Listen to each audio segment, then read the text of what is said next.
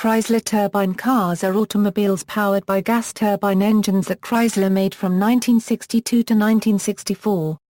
Bodies for the Chrysler Turbine were made by Ghia in Turin, Italy, with final assembly taking place in a small plant in Detroit, Michigan, USA. After a period of testing, the vehicles were reclaimed by Chrysler. All but 9 were destroyed. Project overview: the Chrysler Turbine Car was the first and only consumer test ever conducted of gas turbine-powered cars. Of the total 55 units built, most were scrapped at the end of a trial period, with only 9 remaining in museums and private collections. Though Chrysler's turbine engine project was terminated in 1977, the turbine car was the high point of a 3-decade project to perfect the engine for practical use.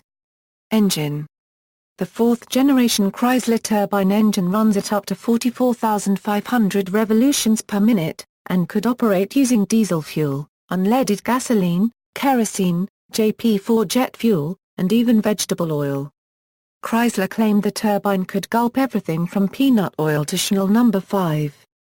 The President of Mexico, Adolfo La Cubed Pez Mateos, tested this theory by running one of the first cars successfully on tequila, after Chrysler engineers confirmed that the car would operate successfully.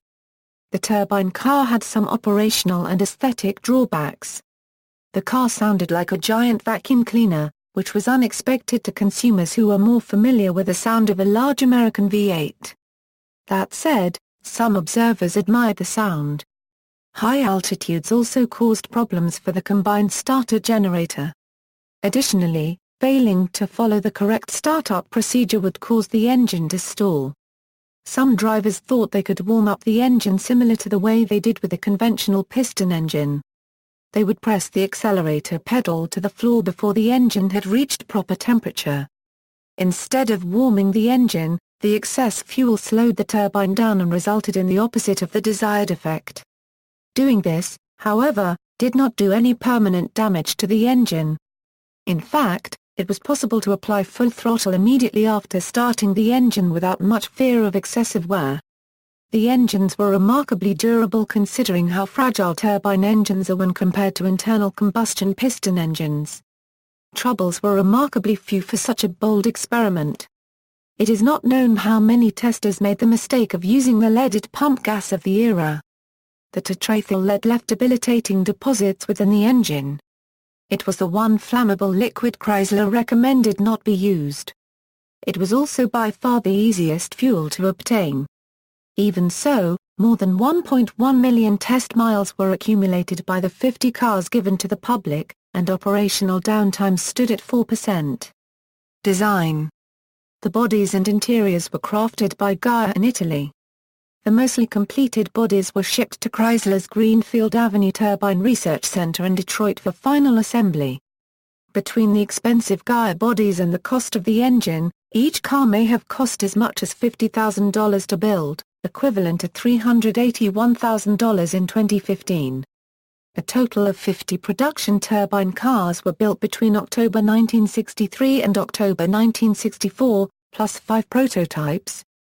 As each body was finished and shipped to Detroit, Chrysler employees installed the gas turbine engines, torque-flight transmissions, and electrical components to prepare the cars for use by the 203 motorists, 23 of them women, who were chosen to test them throughout the country. The turbine car is a 2-door hardtop coupe with 4 individual bucket seats, power steering, power brakes, and power windows. Its most prominent design features are 2 large horizontal tail lights and nozzles mounted inside a very heavy chrome sculptured bumper. Up front, the single headlamps are mounted in chrome nacelles with a turbine styling theme, creating a striking appearance. This theme is carried through to the center console and the hubcaps. Even the tires were specially made with small turbine vanes molded into the white side walls. It is finished in reddish-brown Frostfire metallic paint, later renamed Turbine Bronze, and made available on production automobiles. The roof is covered in black vinyl, and the interior features bronze-colored English calfskin leather upholstery with plush-cut pile bronze-colored carpet. Front suspension is upper and lower wishbones with coil springs and shock absorbers. The dashboard is lit using electroluminescent panels in the gauge pods and on a call-out strip across the dash. This system did not use bulbs. Instead, an inverter and transformer raised the battery voltage to over 100 volts AC and passed that high voltage through special plastic layers, causing the gauges to glow with a blue-green light. Instead of a water temp gauge, the Chrysler Turbine has a turbine inlet temp gauge with numbers 500, 1000, 1500 and 2000 degrees Fahrenheit. The car itself was designed in the Chrysler studios under the direction of Elwood Engel, who had worked for the Ford Motor Company before his move to Chrysler. The designer credited with the actual look of the car was Charles Mashigan, who designed a two-seat show car called the Typhoon, which was displayed at the 1964 World's Fair in New York City. Engel used many older Ford styling themes. The rear taillight bumper assembly was copied directly from a 1958 Ford styling study called the La Galaxy. He used none of the themes associated with his 1964 Imperial. As Engel incorporated many of the design themes from the 1961 Thunderbird, and because the car was a four-seater of similar size and appointment, many enthusiasts call the Ghia turbine the Engelbird. Suspension did not follow Chrysler's ubiquitous independent front longitudinal torsion bar system of the time, but rather featured contemporary designs using independent front suspension with a coil spring at each wheel. Rear suspension was more typical of Chrysler, with leaf springs and direct-acting shock absorbers. Legacy. After Chrysler finished the user program and other public displays of the cars, 46 of them were destroyed. Chrysler announced that this was necessary to avoid a stiff tariff, but that was only part of the story. The destruction of the cars was in line with the automobile industry's practice of not selling non-production or prototype cars to the public. This practice was also later used by General Motors with its EV1. Of the remaining 9 cars, 6 had the engines deactivated and then they were donated to museums around the country. Chrysler retained 3 operational turbine cars for historical reasons. One turbine car that is functional, owned by the Museum of Transportation in St. Louis, was photographed for Mopar Action magazine, and appears at car shows around the United States from time to time.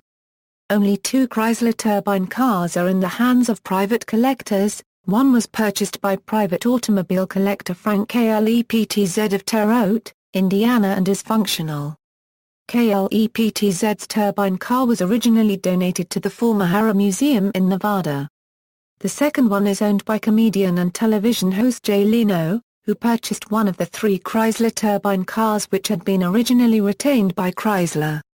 Leno wrote that, most were destroyed by Chrysler for tax and liability reasons, which is a shame, because to this day everyone who rides in a turbine says, "Whoa, this feels like the future."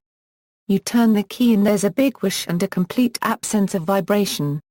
I think it's the most collectible American car. It was so different. Most of all, the Chrysler Turbine is a reminder that all the cool stuff used to be made in the US. I hope it will be again. A Chrysler Turbine car, painted white with blue racing stripes, featured in the 1964 film The Lively Set. The car, loaned to the producers by Chrysler, was one of the test mules, and was returned to Chrysler after production. It was among the cars scrapped. See also, Fiat Turbina, Rover BRM, General Motors Firebird. References. External links, Chrysler Turbine Program History from a User's View at turbinecar.com, A Film Clip Sentinels.